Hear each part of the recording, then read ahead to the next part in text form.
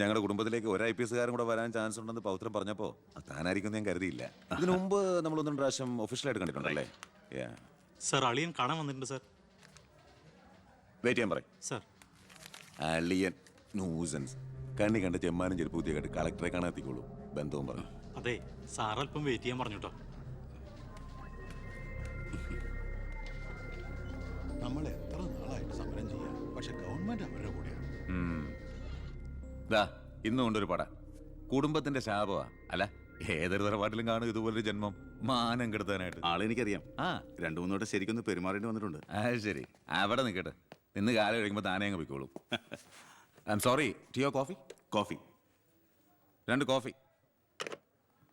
ഈ സർക്കാരിനെ നക്കാപ്പിച്ച ശമ്പളം മേടിച്ചുകൊണ്ട് ഇവിടെ ഇങ്ങനെ വന്നിരിക്കുന്ന വല്ലാത്ത ബോറടിയാണ്.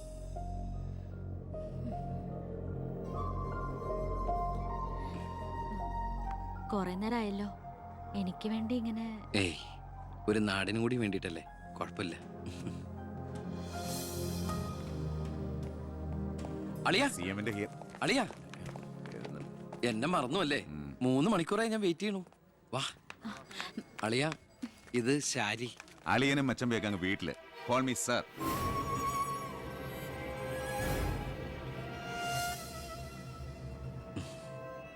സാർ, ഞാൻ ഇവരുടെ ഒരു പ്രശ്നപരിഹാരത്തിന് വന്നതാ. കുടിവെള്ളത്തിൽ കാഡ്മിയം അടങ്ങി. ഇവരുടെ പ്രശ്നം പരിഹരിക്കാൻ നീ ആരാ? എന്താ പ്രശ്നം? ഈ കോള കമ്പനി തുറന്നതിന് ശേഷം ഞങ്ങൾക്ക് കുടിവെള്ളത്തിന് വലിയ കഷ്ടപ്പാടാ സാറേ. കോള ഫാക്ടറി തുറന്നുകൊണ്ടാ കുടിവെള്ളം ഇല്ലാത്ത നിങ്ങളോട് ആരാ പറഞ്ഞേ? നിങ്ങൾ ആരാ പറഞ്ഞ് തെറ്റിദ്ധരിപ്പിച്ചിരിക്കുകയാണ്. ഈ എടുക്കും തോറും കുറയുന്നല്ല നമ്മുടെ ജലസ്രോതസ്. മനസ്സിലായോ? തൽക്കാലം കുടിവെള്ളത്തിൽ ഏർപ്പാടൊക്കെ ചെല്ലാം. വയ്ക്കോ. പിന്നെ ഇതുപോലുള്ള ഒഫീഷ്യൽ കാര്യങ്ങൾക്ക് വരുമ്പോ ഇമാതിരി പീര രാഷ്ട്രീയക്കാരെ വിളിച്ചോണ്ട് വന്ന കളക്ടറെ ഒന്ന് നേരി കാണാൻ പറ്റുന്ന പോലും വരില്ല. മനസ്സിലായല്ലോ? സാർ, ഈ IAS എന്ന 3 അക്ഷരം ആളുകളുടെ മുമ്പിൽ ആളാകാനും കേസ് വീർപ്പിക്കാനല്ല ഉപയോഗിക്കേണ്ടത്, ജനസേവനത്തിന്. നേരത്തെ പറഞ്ഞില്ലേ ചില പീറ രാഷ്ട്രീയക്കാരെന്ന്? അവരോട് ഇടപെടണമല്ല എന്നോട് ഇടപെട്ടാണ്ടല്ലോ.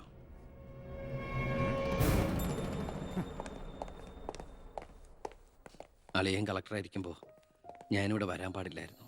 എൻ്റെ തെറ്റ്. ഞാൻ കാരണം നിങ്ങളുടെ കാര്യം കൂടി. സോറി. നിനക്ക് നാണോ ഇല്ലടാ? എന്റെ ഭർത്താവിന്റെ ഓഫീസിലേക്ക് കണ്ണിക്കണ്ട വാലിക്കാന്റെ മോളുടെ കാര്യം പറഞ്ഞ് കേറി നിറങ്ങാൻ. ഏട്ടന്റെ തൊലി ഉരിഞ്ഞു പോയി. അതേന്ന് എന്തായാലും ഉരിഞ്ഞ തൊലി കളയണ്ട, ലെതറിന് പകരം ഉപയോഗിക്കാം. ചെരുപ്പുണ്ടാക്കാൻ കണ്ടാമരത്തിന്റെ തൊലി തേയില്ലടി. ഇനി മേലിൽ ഓരോന്ന് പറഞ്ഞ് ഗോപിയേട്ടന്റെ ഓഫീസിലേക്ക് കയറി ചെല്ലേ, അപ്പൊ കാണാം. നിനക്ക് സ്ത്രീധനം കൊടുത്ത കാശ് കൊണ്ട് സ്ഥാപിച്ച അല്ല കളക്ടറേറ്റ്. അവിടെ പല ആവശ്യങ്ങൾക്കായിട്ട് പലരും വരും. ജനങ്ങളുടെ കാര്യങ്ങൾ നോക്കി നടത്തുന്ന വെറും ഒരു പബ്ലിക് സർവന്റാ നിന്റെ കളക്ടർ. ആ സേവനത്തിന് ജനങ്ങളിൽ നിന്ന് തന്നെ കരം പിരിച്ചെടുത്ത് മാസം സർക്കാർ ശമ്പളം നൽകുന്നുണ്ട്. പിന്നെ ഞാൻ ഇവിടെ ചെന്നാലെന്താ? എന്നെ പിടിച്ച് മൂക്കി കയറ്റു. എന്താ ഇവിടെ ശബ്ദം? കോട്ടപ്പുറത്ത് താമസിക്കുന്ന കാമുകിക്ക് കുടിവെള്ളം ഇല്ലെന്ന് കാമുകന്റെ വേവലാതിയാ. മിനറൽ വാട്ടർ കുളിക്കുന്ന നിങ്ങൾക്കൊന്നും കുടിവെള്ളത്തിന്റെ വില മനസ്സിലാവില്ല.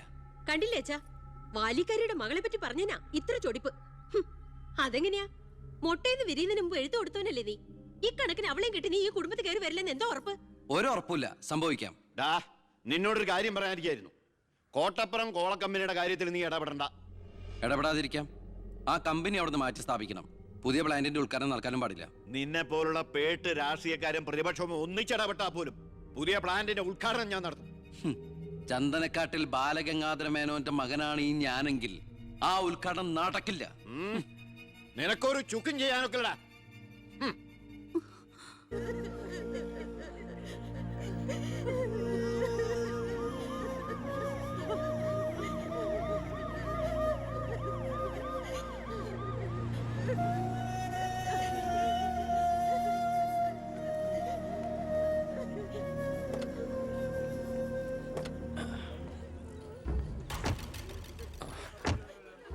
എന്താടോ ചത്തവന്റെ പേര്? പ്രസാദ്. അച്ഛന്റെ പേര് നാരായണൻ.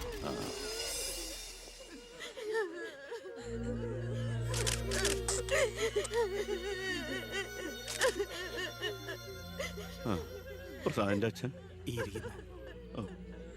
നാരായണേട്ടാ, പ്രസാദ് എപ്പോഴും പറയുമായിരുന്നു അച്ഛനെ കുറിച്ച്. വിഷമിക്കരുത്.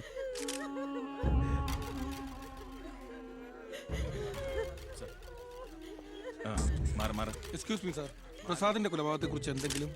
പ്രസാദിന്റെ മരണം കേട്ടപ്പോൾ ഞാൻ ഞെട്ടിപ്പോയി. പാർട്ടിക്ക് നഷ്ടപ്പെട്ടത് ചൂട് മുശിരുള്ള ഒരു സജീവ പ്രവർത്തകൻ. പാർട്ടിയുടെ സജീവ പ്രവർത്തകൻ ചുളുവിൽ ഒരു രക്തസാക്ഷി ഉണ്ടാക്കിയെടുക്കുക. ആ പാവത്തിന് രാഷ്ട്രീയം എന്തെന്ന് അറിയുമല്ല. എന്താ സാർ, കൊലപാതകയെ കുറിച്ച് വല്ല തുമ്പും കിട്ടിയോ? പട്ടാ പകൽ എല്ലാവരുടെയും മുമ്പിലിട്ട് എന്നിട്ടും പ്രതിയെ പിടിക്കാൻ പോലീസിന് കഴിഞ്ഞില്ലെന്ന് വെച്ചാൽ നാണക്കേടാണ് സാർ. താൻ എന്തിനാ എന്റെ അടുക്ക ചൂടാവുന്നേ? അധികാരമുള്ളവർ പറയുന്നത് അനുസരിക്കാൻ എനിക്ക് കഴിയൂ. അധികാരമുണ്ടോ എനിക്ക്? എങ്കിൽ താൻ പറയുന്നത് അക്ഷരം പ്രതി അനുസരിക്കാൻ ഞാൻ. രാജ്യത്തിന്റെ തന്നെ അഭിമാനമാണ്.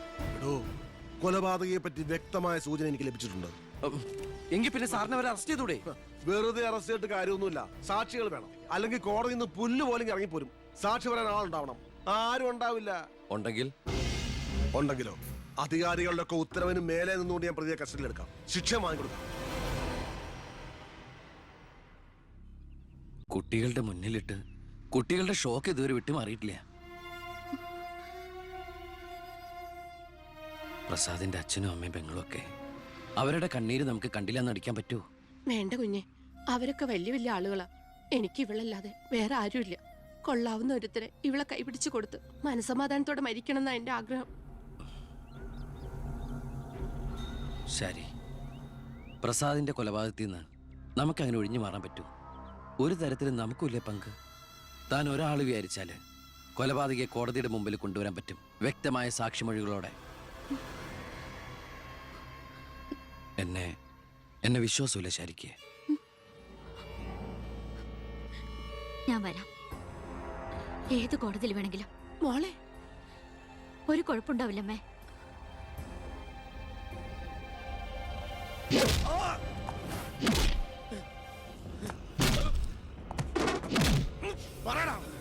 നീ ചെയ്തത്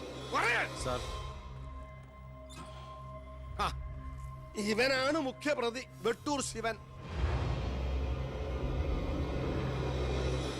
ഇതൊരു രാഷ്ട്രീയ കൊലപാതകമായി വളച്ചൊടിച്ചതിന് പിന്നിൽ ആരാണെന്ന് ഇവൻ അറിയാം. പക്ഷെ നീ കാരണം എന്റെ പെങ്ങള് പോലീസ് സ്റ്റേഷനായി പോയി. സാറിവിടെ നിൽക്കണോ? അല്ലെങ്കിൽ ഞാൻ നിന്നെ കൊണ്ട് പറയിപ്പിച്ചനെ കേട്ടോ. ഞാൻ നിൽക്കുന്നത് താൻ കാര്യാക്കണ്ട. കൊടുക്കടോ. തന്റെ പെങ്ങളെ കെട്ടായിരുന്നവനല്ലേ ഇവൻ കൊന്നത്. അപ്പൊ പിന്നെ ഞാൻ ഇടിക്കുന്നതിനേക്കാൾ പവർ തന്റെ കഴിക്കാം. നോക്കി നിൽക്കാതെ കൊടുക്കണോ.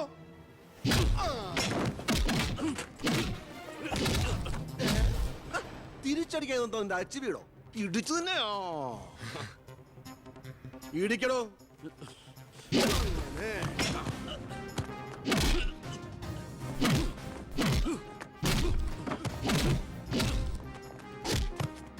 എന്താണോ നോക്കി നിൽക്കുന്നത്? ആ ട്യൂ മാറ്റിയിടാൻ പറഞ്ഞത് എത്ര ദിവസമായി? പോയി മാറ്റിട്ടോ.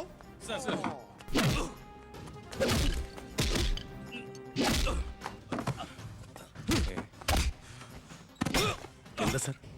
ഒന്നുമില്ലടോ. പോലീസ് സ്റ്റേഷനിൽ കൊണ്ടുവന്ന് പ്രതി ഓടി രക്ഷപ്പെടാൻ ശ്രമിച്ചു. പിടികൂടിയപ്പോ പറ്റിയ മുറിവുകളാണ് ദേഹത്തെന്ന് FIR എഴുതി ചേർത്ത്. സാർ,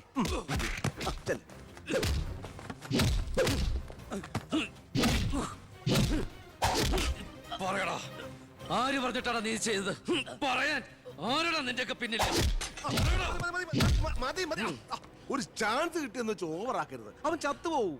പിന്നെ ലോകം മർദ്ദനം, CA സസ്പെൻഷൻ. വെറുതെ എന്തിനാ എന്റെ കഞ്ഞിയില്? തൽക്കാലം ഇവനൊന്ന് റെസ്റ്റ് എടുക്കട്ടെ. എനിക്ക് അവന്റെ മേലെ കുറച്ച് പണിയുണ്ട്. എന്നിട്ട് ഞാൻ അവനെ കൂടെ സത്യം പറയിപ്പിച്ചോളാം. താൻ ചെല്ലേ.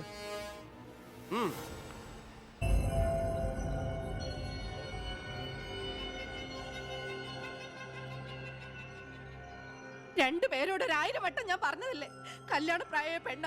ഇനി ആരിവളെ? എല്ലാം തൊലച്ചില്ലേ? അതിനിപ്പോ ഒന്നും സംഭവിച്ചില്ലല്ലോ. ആര് വിശ്വസിക്കും? ഇത്രയും പേരുടെ മുന്നിൽ വെച്ച് മറുപടി പറഞ്ഞു പറഞ്ഞു ഞാൻ മടുത്തു. എങ്ങനെ ആശ്വസിപ്പിക്കണ്ടെന്ന് എനിക്കറിയില്ല. ഈ സമയത്ത് പറയുന്നത് ശരിയാണോന്നും അറിയില്ല. ഒരു സഹതാപത്തിന്റെ പുറത്ത് ചോദിക്കുന്നതല്ല. എനിക്കിഷ്ടമാണ് അവളെ. ഞാൻ നോക്കിക്കോളാം, പൊന്നുപോലെ. രാഷ്ട്രീയ കുടുംബമല്ലേ, അവസരത്തിനൊത്ത് പലതും പറയും. നാളെ അത് മാറ്റിയും പറയും. തിരിച്ചറിവില്ലാത്ത പ്രായത്തിൽ നീ കൊടുത്ത കത്ത് മേടിച്ചു എന്ന് പറഞ്ഞ് ആട്ടി പുറത്താക്കിയതല്ലേ ഞങ്ങളെ. ഇപ്പതാ സാക്ഷി പറയാൻ കൊണ്ടുപോയി അവളുടെ ജീവിതവും നശിപ്പിച്ചു. ഇനി എന്ത് വിശ്വസിച്ചാ അവളെ നിന്റെ കൂടെ അയക്കേണ്ടത്? കൊല്ലൂല്ലെന്ന് എന്താ ഉറപ്പ്? മന്ത്രിയുടെ മോൻ എന്ന പദവിയല്ലാതെ ഇവളെ കൊണ്ടുപോയി പോറ്റാൻ നിനക്ക് വല്ല ജോലി ഉണ്ടോടാ?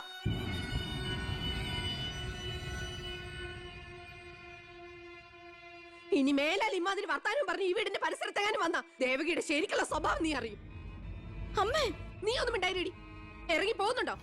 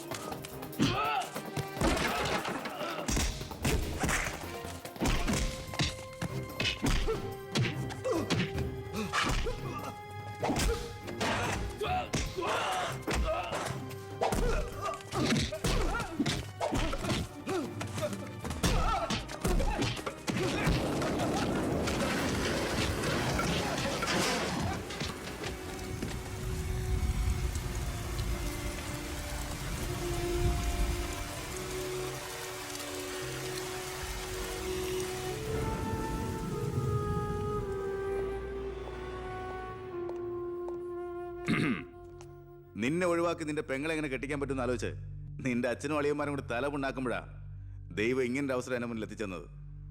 ആദ്യം നിന്നെ സപ്പോർട്ട് ചെയ്യുന്ന CI വിജയനെയും ഗ്രൂപ്പിനെയും ഒരു അന്വേഷണത്തിന്റെ ചുമതല കൊടുത്ത് ഞാൻ സേലത്തേക്ക് അയച്ചു. ഇനി ഇവിടെ വെച്ച് നിനക്ക് രണ്ട് തന്നാലും കൊന്നാലും ചോദിക്കാൻ ആരുമില്ല. പക്ഷെ എന്ത് ചെയ്യാൻ പറ്റും, നീ എന്റെ അളിയനാകാൻ പോലെ. ഒരേ ഒരു അളിയൻ. ഒരു പ്രതിയെ പിടിച്ചാൽ 24 മണിക്കൂറിനകം കോടതിയിൽ ഹാജരാക്കണമെന്ന നിയമം. പക്ഷെ നിന്റെ കാര്യത്തിൽ ഞാൻ പറയുന്ന റൂൾസ്. എന്തായാലും എന്റെ കല്യാണം കഴിയുന്നവരെ അളിയൻ ഈ മുക്കയും ക്യാമ്പിൽ തന്നെ കിടന്നു എന്റെ ഈ കല്യാണക്കുറിയും വായിച്ചോണ്ട്. എന്നാ പിന്നെ കല്യാണത്തിന് ശേഷം തറവാട്ടി നമുക്ക് കാണാം. വരട്ടടാ അളിയ.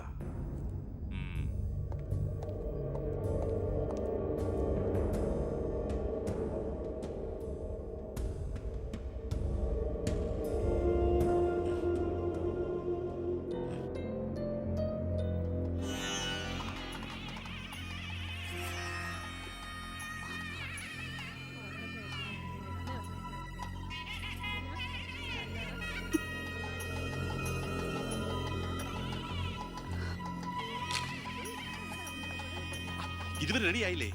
വരണം കൂട്ടിൽ ഇപ്പൊ ഇങ്ങ് എത്തും. പവിത്ര, ഉണ്ണിയെ കുറിച്ച് വല്ല വിവരവും കിട്ടിയോ? ഫോണിൽ കിട്ടിയപ്പോ ഞാൻ വിവരം പറഞ്ഞതാ. അവനിതോ തിരക്കിലാണ്, വരാൻ പറ്റില്ല എന്ന് പറഞ്ഞു. അത് ശരി. സ്വന്തം പെങ്ങളുടെ കല്യാണത്തിനെന്ന് അവന്റെ ഒരു തിരക്ക്. അവനിങ്ങ് വരട്ടെ. പിന്നെ പബ്ലിക് വല്ല ഇടിച്ചു കയറുന്ന ഓഡിറ്റോറിയം ഇപ്പൊ തന്നെ ഫുള്ളാ. അതൊക്കെ ഞാൻ നോക്കിക്കോളാം, വേറെ കുഴപ്പമൊന്നുമില്ലല്ലേ. മകളെ എല്ലാം റെഡിയാ, കുഴപ്പമൊന്നുമില്ല അല്ലേ? അച്ഛൻ ടെൻഷൻ അടിക്കാതെ. 2-3 VIP സീറ്റുകൾ ഒഴിച്ചിടണം. കേന്ദ്രമന്ത്രി വിശാൽ ശർമ്മ എയർപോർട്ടിൽ എത്തിക്കാനായിട്ടു. ഓക്കെ.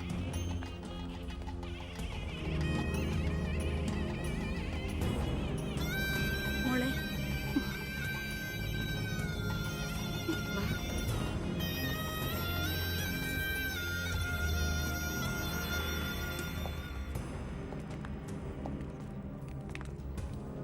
7 ദിവസം മുഖ്യം ക്യാമ്പിൽ കടത്തിയിട്ട് ജഡ്ജ്മെന്റ് പറഞ്ഞു കേട്ടില്ലേ, ഇന്നലെ ഉച്ചയ്ക്ക് കസ്റ്റഡിയിലെടുത്താണെന്ന്. എന്തായാലും FIR ശിക്ഷ ഇളവ് കിട്ടാനുള്ള ചാർജേ ഉള്ളൂ. നിന്നെ ഒഴിവാക്കി നിന്റെ പെങ്ങളുടെ കല്യാണം നടത്താനുള്ള തന്ത്രമായിരുന്നു അതിന് പിന്നിൽ.